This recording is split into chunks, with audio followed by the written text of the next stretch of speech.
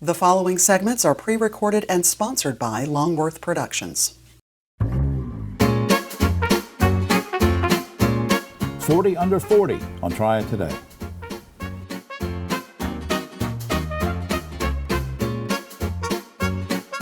Hello everyone, I'm Jim Longworth. Welcome to another edition of Triad Today, coming to you from the Kernersville Auto Museum, and it's free. Come on here on the weekends. We'll tell you more about it later on, and later on is when the roundtable shows up. We'll get into all sorts of controversy with those guys. Plenty in store for you in this half hour, but what we want to start is talking with these two gentlemen. On my immediate right, Scott Tessage, Budget Director for the City of Winston-Salem, and my good buddy Pat Pate is his boss, and Pat, of course, City Manager of the City of Winston-Salem. Guys, welcome to the program. It's good to be here. Let's talk about budget for just a second. Pat, recap for us how fiscally sound the city is today as we end a current budget cycle. We're in really good shape today. We've got a lot of good fiscal controls in place. We've gotten the money that we know we were expecting for this year.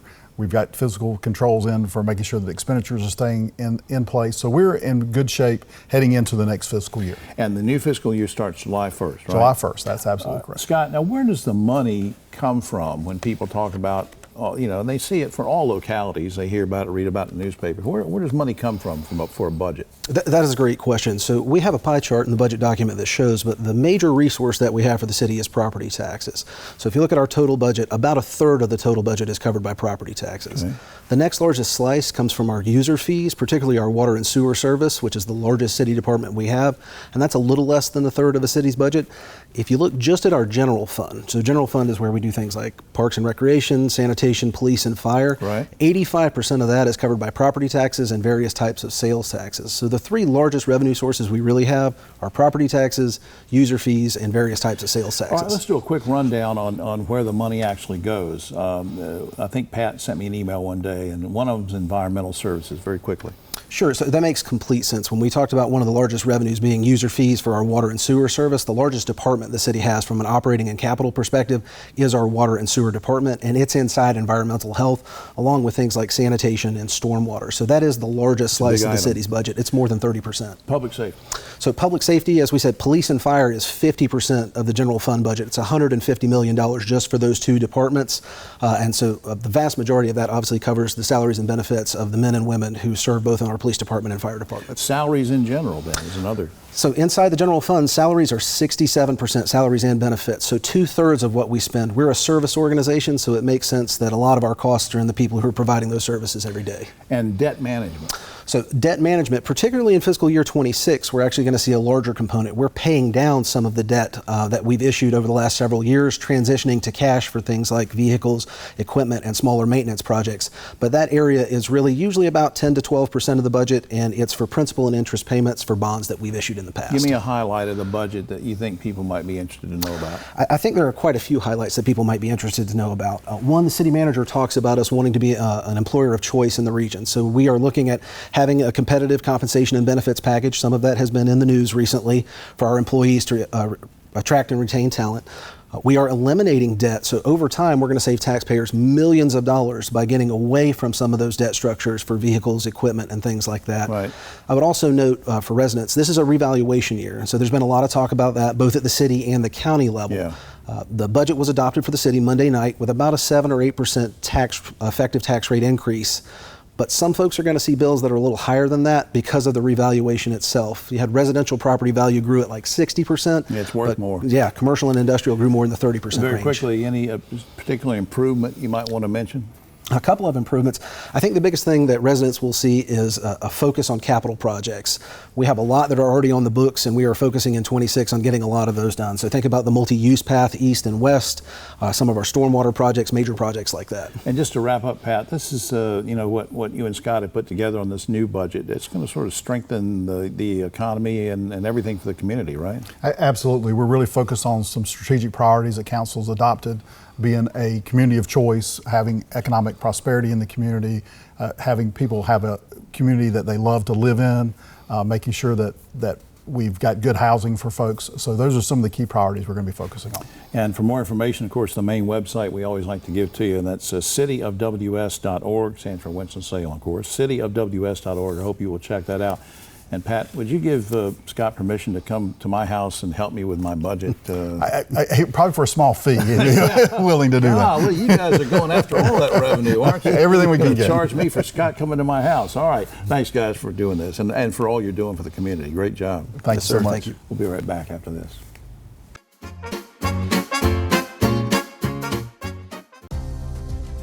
North Carolina's economy is growing, bringing new businesses and opportunities.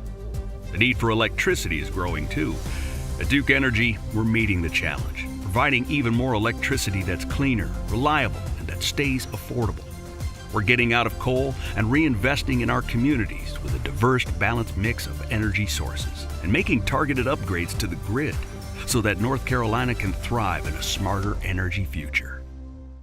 The world's brightest are Fulbrights, Goldwaters, McNairs, and Spartans.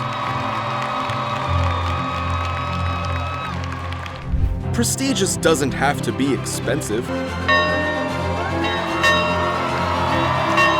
UNCG. Find your way here.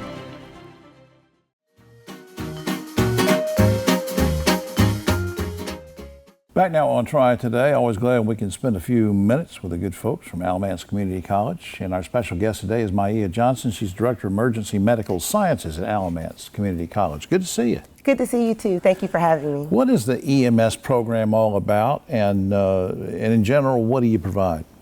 The EMS program at Alamance Community College provides initial training for emergency medical science at Alamance Community College, as well as refresher courses and continuing education for providers who work in the field in a variety of settings. Now, I understand from one of your emails, or maybe it was John sent it to me, about vigorous training that you do with these EMS students.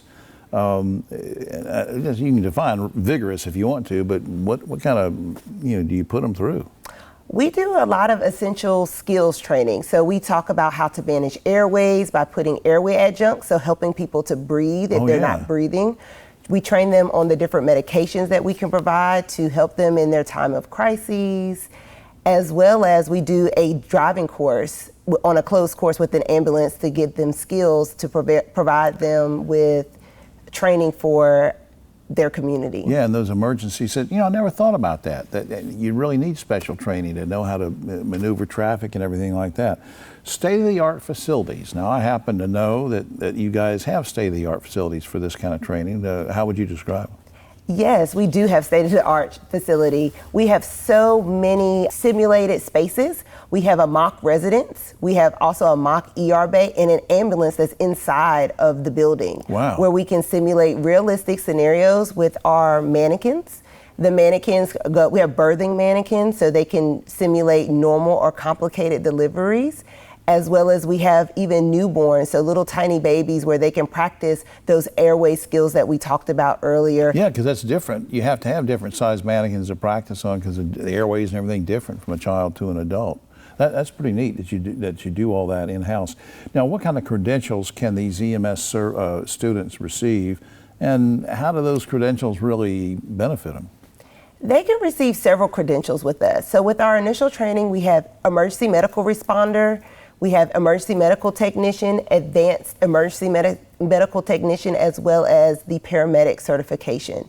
These initial trainings will help them to work at different levels. So the first one, most people start at either the EMR or EMT level. Most are probably at the EMT level because this allows them to work for 911 services, right, as well as a variety of other settings such as the hospital. Right. Is there any financial assistance available to take these courses? There is financial assistance. We actually have partnered with the State Employees Credit Union Foundation with their Bridge to Career program, where they provide us with 30 $500 scholarships for students to pursue their emergency medical technician credential or their advanced EMT. As far as our paramedic program is concerned, we have the Alamance Community College Foundation and financial aid that we can help provide those students to pay for their classes. Now, can folks register for this anytime during the year, or is there a certain deadline when they need to do it, or what? We offer classes several times of the year. I would ask them to look at our website to see when those classes are posted. We have something kind of during the fall time, which is around August, July. Then we have the spring, which is around January time, as well as the summer. Right. So we have classes all throughout the year, and we're just thankful that people want to help their community and serve it in as being an emergency medical technician, EMR, or paramedic. And we need them so much. We do. And we need them so much. Up on screen, alamantcc.edu is the general website, alamantcc.edu. And I tell you, Maya, you are a community servant, I believe, because of the great work you do in getting these folks prepared. So you're sort of the behind-the-scenes hero in this, and I appreciate the work you're doing. Thank you. I appreciate you saying that. All right. We'll be right back after this.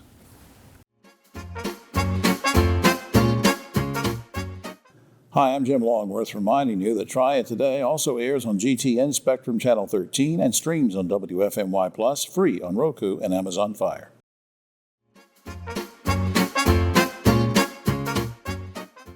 Back now on Triad Today, and three very special guests, all of whom have been here before, and we're so glad they came back. They were warned not to, but they came back anyway.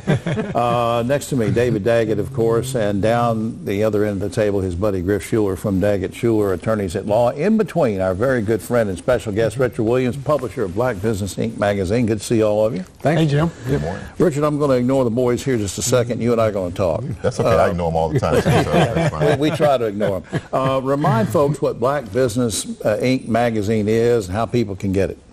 Black Business Inc. magazine has celebrated its 22nd year of publishing, and we publish positive news about the African American community, business community mostly, in Piedmont Triad. People can go online to blackbusinessinc.com. Inc. is spelled with a K, not a C. And we'll put that up on screen later so people can see it. Yeah, we started Triad Today. When you started the magazine, we started the same year. Same year. Same there year. You go. Now tell us about, you've got a big event coming up on June 27th. What is that? This is the third iteration of our 40 under 40. Most influential African Americans in the Piedmont Triad. It's going to be at the Corey Convention Center beginning at 6:30 on June the 27th. We have 40 outstanding members of the cohort this year, and we're so excited. All under 40 years of age? All under 40. We have, ironically, we have one 18-year-old who's a high school student this year. Right. And we have one 39-year-old. So I said we have a one barely made it and a one just did make it. Well, now, how are these, I'm going to get to David and Griff just a second, but how are the honorees selected? They're nominated by their peers, most of them. Some are, I take the executive position and nominate them myself. Yeah. But for the most part, I would say 85% of them are nominated by their peers, and then we have an independent review panel to go over the nominations. David, why is this event so significant? Well, I think it's significant because it's a double whammy. It's both our young leaders in the community and young African American leaders in our community, and you put those two together, and Richard just about teared up talking about the glow in his eye.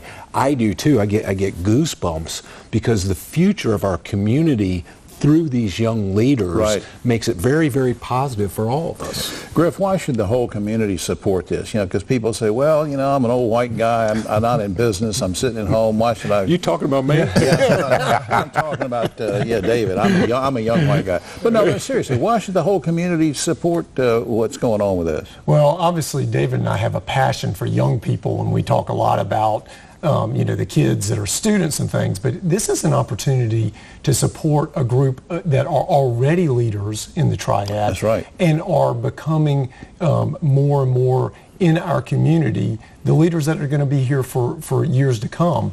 And I think this is a great opportunity to get behind this group and show them, particularly we're getting on the older side, show them that we're supporting them and we support their own leadership, and we want to see them develop and become even stronger leaders. Richard, how important is corporate and individual support for this event and for your magazine, and support from guys like David and Griff?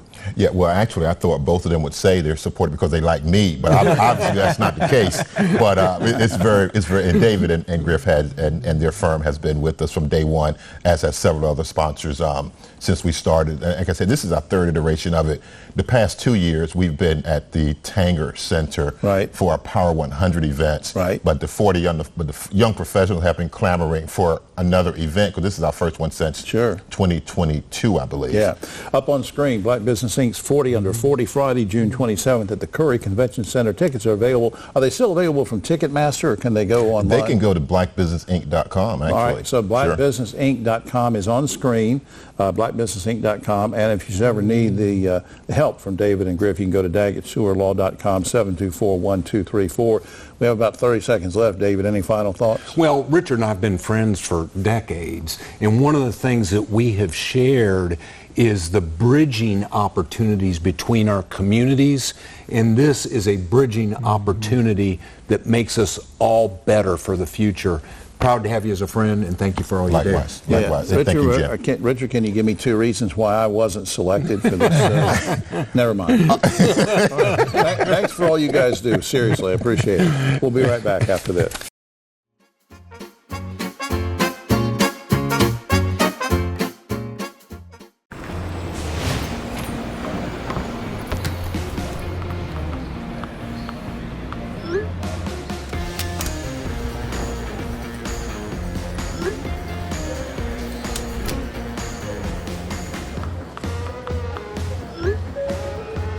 Now boarding zone 3.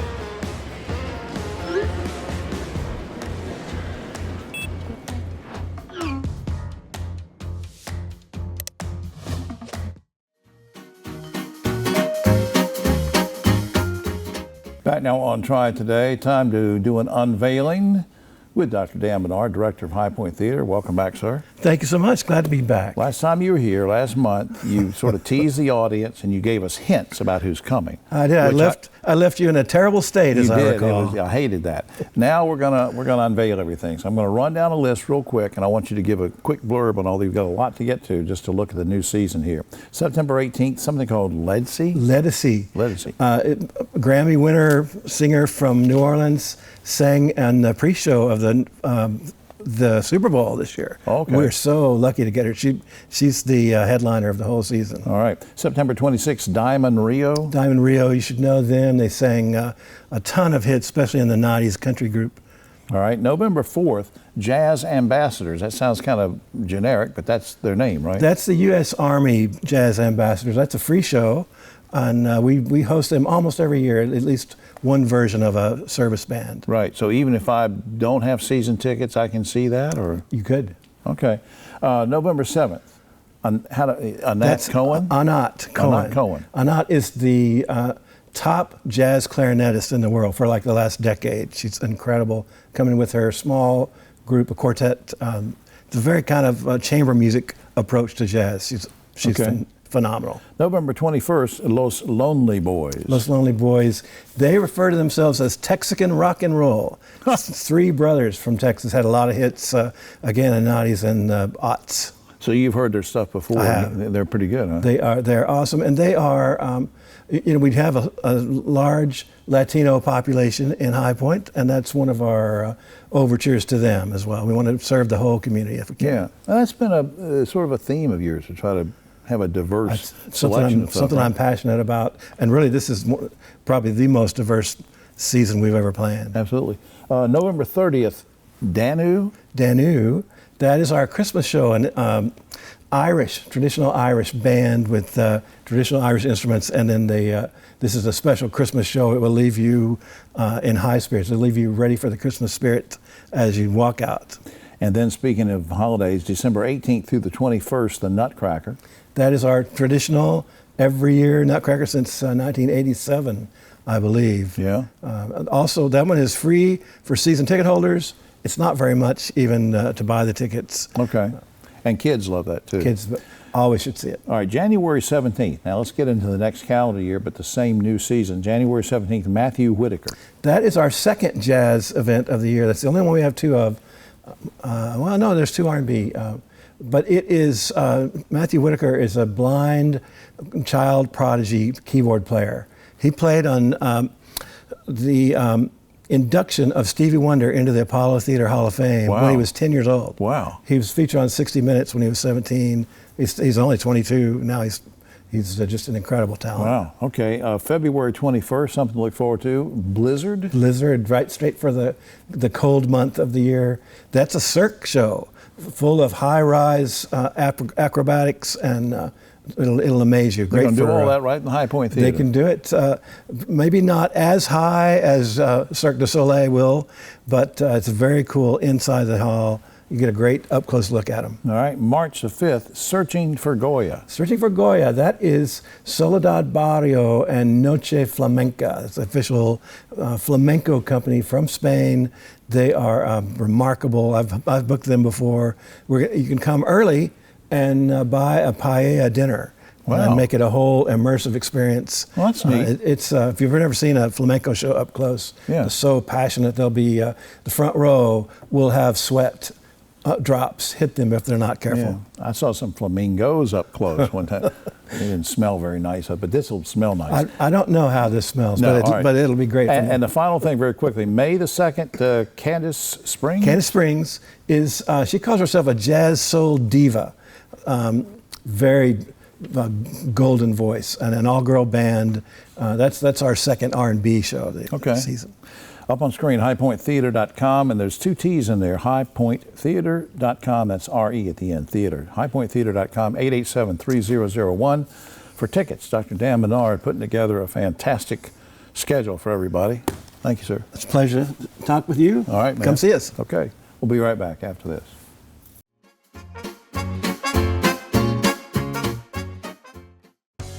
Hi, I'm Jim Longworth, reminding you to catch my column Longworth at Large and Yes Weekly every week. It's available throughout the Triad, or you can go online, yesweekly.com.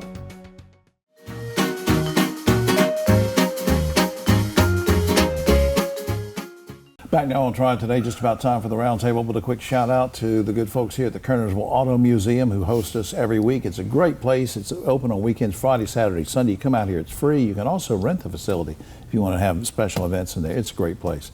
All right, guys, let's get to it. On my right, but always political left, Ogie Overman, one of our special guests, Dr. Don Martin, the chairman of Forsyth County Commissioners, is with us. And filling in for Keith is Bob Shackelford, who has his own consulting business now for leadership. Good to see you guys. All right, let's, when I say good to see you guys, you're supposed to say good to see you too, Jim. Good to see you too, Jim. Some lazy men. All right.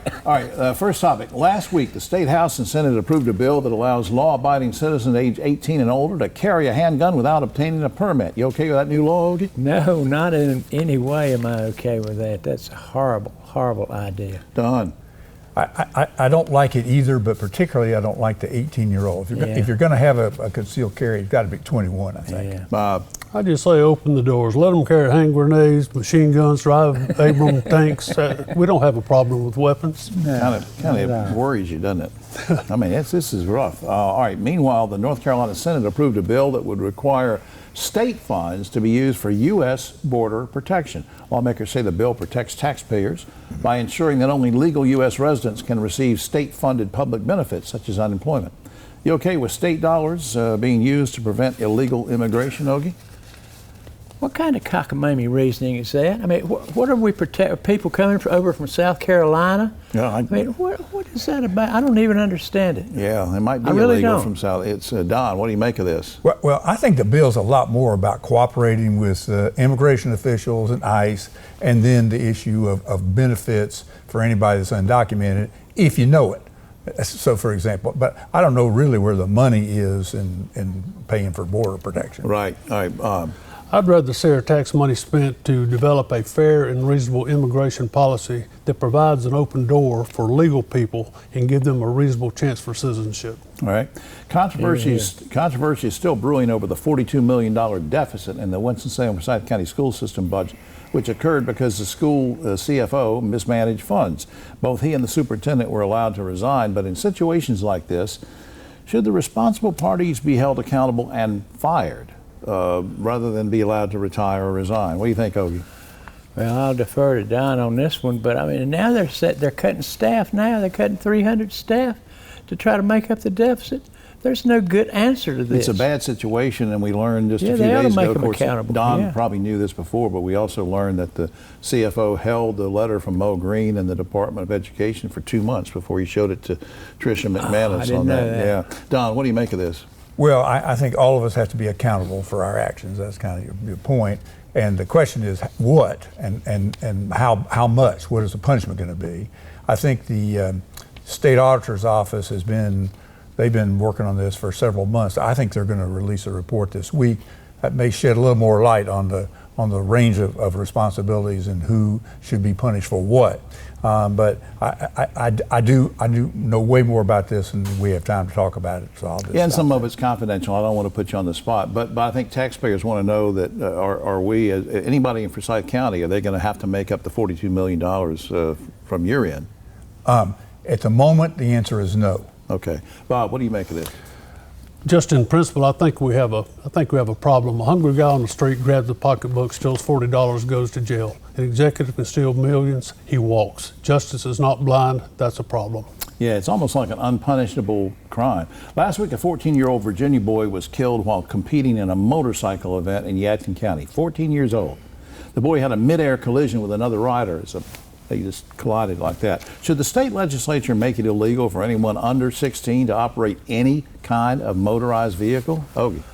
No, I don't think so, but what I would say is that they should be barred from competing in competition events like that. Let them ride and go out in the woods and have fun. Even those four-wheelers are dangerous. Yeah, they are. Yeah, I think the issue, I don't think any motorized vehicle should be driven on a highway, a street, or a public street or public road, and I think these competitions should have age requirements of like at least 16. Bob? I wouldn't pass any law that you can't enforce. You're not going to keep a 15-year-old off a riding lawnmower. You can't enforce that law. They ought to bear down on safety measures, but don't pass a law like that. All right, last week, hundreds of thousands of people turned out all over the country to protest Trump's military parade. In doing so, several people were struck and injured by motorists. Just for safety's sake, guys, very quickly, should anyone who protests, no matter what kind of protest it is, be immediately arrested if they're in the middle of the street obstructing the street? Because people got hit. Ogie?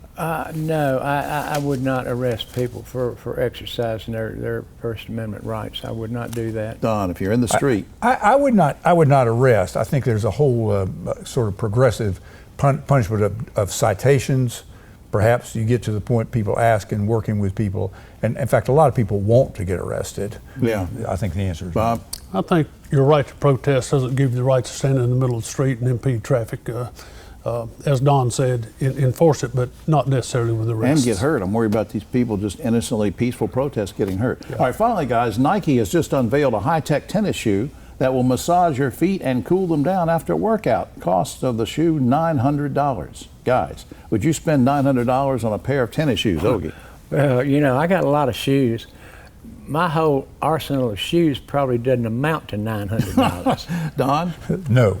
You would not? I would not. Even if it massages your feet? I would not. Bob?